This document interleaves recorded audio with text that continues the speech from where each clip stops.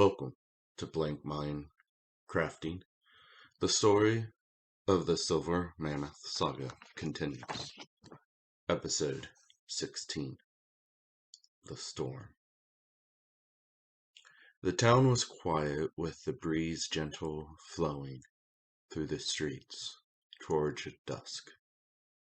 The villagers, scared of the news from the town of Samanthia, and no one moved outside unless they needed to. 5 children from Samanthia said that an evil monster with 9 heads, breathing fire and lightning, feet the size of a tree trunk, landed and killed everyone. But they were saved.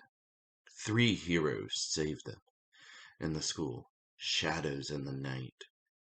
And they wandered for days and rounded up here in the town of Gralerio, southeastern of the first village destroyed by this monster.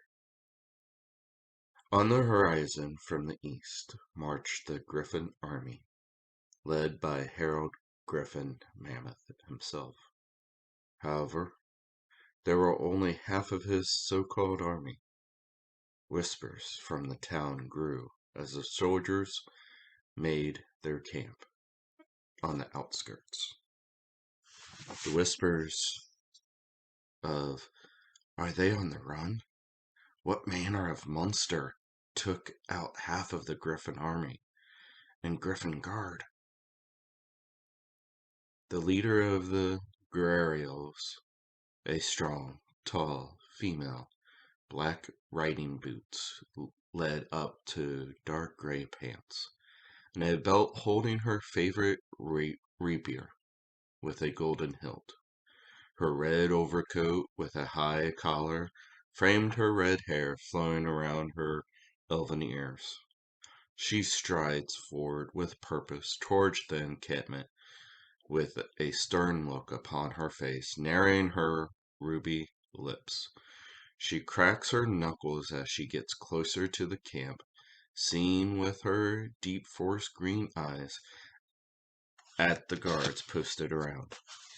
A soldier in brown leather armor steadies himself as he looks her way, trying to stay focused.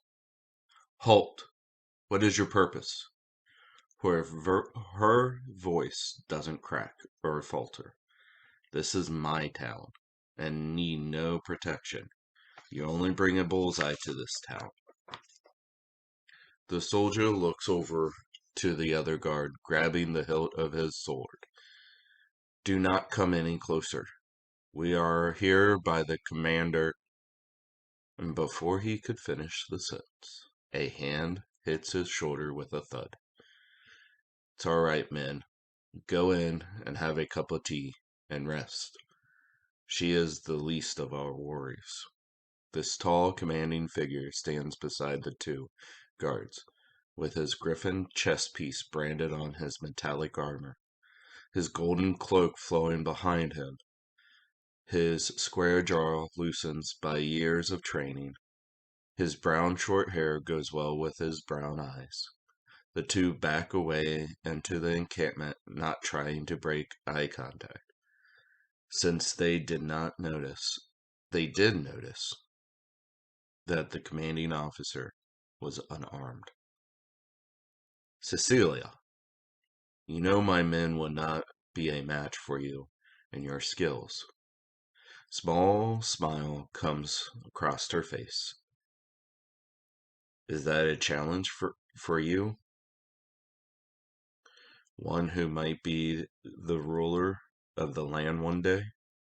To fall at my feet wouldn't be so heroic." A giggle finishes the sentence. "Play nice, my men need their rest, and are ordered not to enter into your domain. But your town is still part of my protection, if you recall." "Oh, Harold, you know I can up and move my town when I want to. But for now, I will welcome you and your men on the outside looking in." But you, my good Harold, I'd like you to join me for a true cup of tea and a warm meal. My daughter would love to meet you. The two of them kept their distance between them as they strolled through the town, catching eyes from the locals. Him standing almost the same height as her in his armor, and her in more, let's just say, swashbuckling gear. Couple of silent steps down the road were taken before.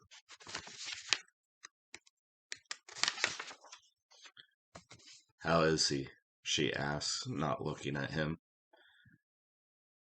He is stronger than I was at his age, and yet I am afraid that he has more of his father in him than he realizes. But he is my second sergeant, and one of the best swordsmen I have. But I fear for the rest of the land. Could you spare anyone? As they reach a home like a ranch with a front porch and a rocking chair.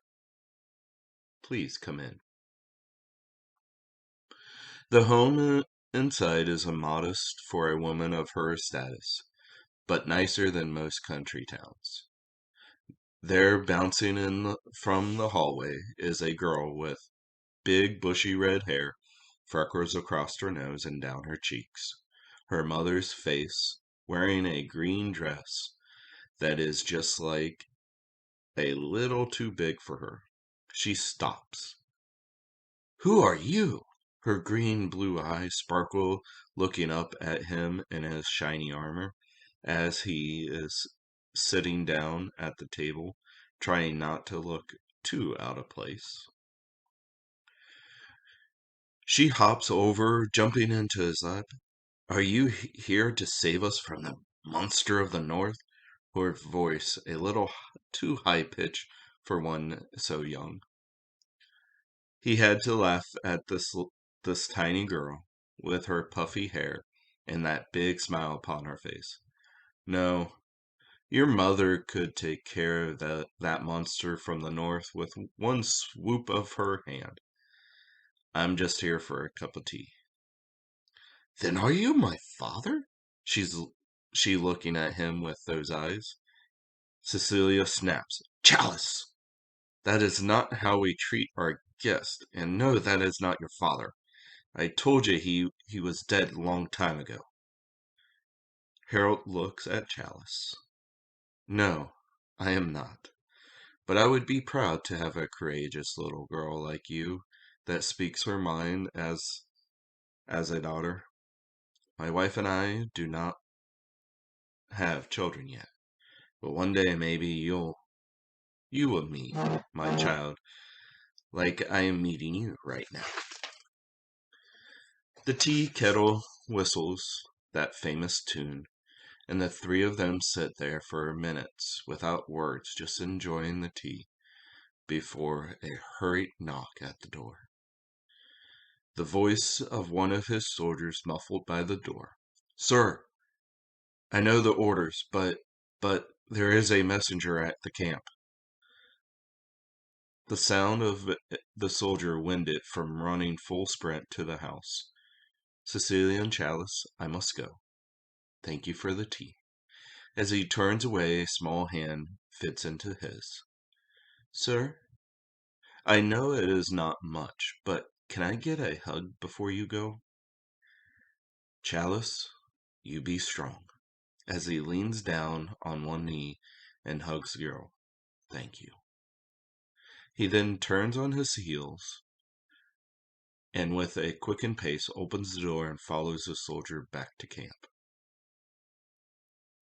Mother, I don't think we will see him ever again. Chalice starts to cry as she speaks those words. Cecilia moves over to Chalice in the doorway. No, my child, and if you do meet him again, he will have forgotten all about you. But not that hug. Now let's get ready for tomorrow. It is a big day for you. She, she closes the door, watches the two men rush down the road. At this camp, soldiers have a thin, pale gray skinned female, silver white hair, and her smile showing her fangs. She says she comes in peace, and that there are more of them that have disengaged from the main force to follow their own path. What do you want us to do? The soldier talking as they enter the camp.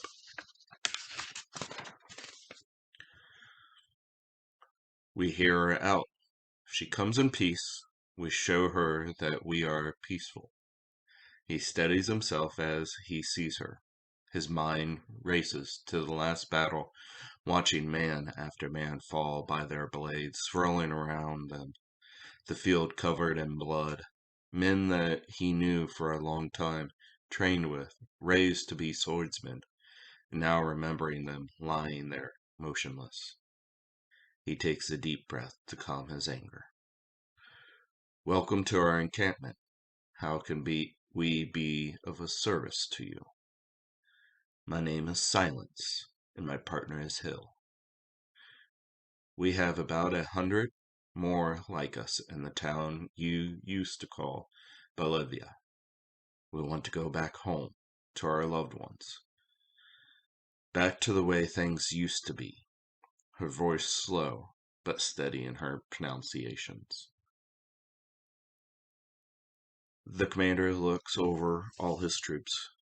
If it is truly peace you want, how can we make the fighting stop and get you back home? I'm afraid word has gone back to our leaders, and they are now pursuing us instead of your troops. We can give you an advantage on how to kill our kind, but for a price of our freedom, not theirs. She said this with cruelty in her eyes, none like he has ever seen. How do we know that this is not a trick, and you lead us to the slaughter? She looks over to the town. That town there was where we were supposed to attack and draw your forces out, while the main force went south to your city. But we are what they want now, before attacking your precious city. Well, okay, that is a start, but I need more to trust you. Your kind murdered the whole city of Bolivia and Samantha, and now you just want to pack up and go home? He was almost in shock at her words, and his anger started to get the better of him. Then I propose a truce between your kind and the loyal ones to me. If you can get some of us home, Hill and myself will become your endangered servants, and will protect you at all cost. There is only one thing our leaders fear is knowledge that daylight hurts us more and we are weaker during the day. This is my information for you. To attack only during the day, retreat during the cover of night. I betray all that I am by telling you this. This is my punishment for the lives we have taken, without cause. My blades now belong to you in service. She bows her head. Thank you, Silence. Your blades are still your own. I have never and never will take servants that are not free on their own accord. If you and Hill want to serve, then I will let you do so, as a repayment, but not as slaves. He looked over at his men once more. All you see here are free men and women serving to protect. She steps forward. Then let me offer my loyalty to you and your cause for the safety of those who want to go home and not be murdered by their own brethren. My blades are swift and sharp. My eyes are clean. and my heart belongs to Hill. But my loyalty belongs to you, and to protect your land, even if it takes my life. Harriet steps forward. If we make it out of this alive, I will welcome Hill and you by my side. Their hands grasp each other's, still making eye contact. Harrow looks at the officer to his left. Sir Oakfern, that information needs to be passed along to the others. Take Juan and York. Run the message to the others. We meet in Bolivia. That is where the storm will take place. As Sora Altaf looks at the rider hopping off the shimmering, sweating horse, Soralito makes his way to the entrance, putting a hand on Altaf's shoulder. She is an ally. We can trust her. She's one of us. As the others hear that, Chalice makes her way to see who the rider is, as her voice shrieks out, "Mother!" Till next time on the Silver Mammoth Saga.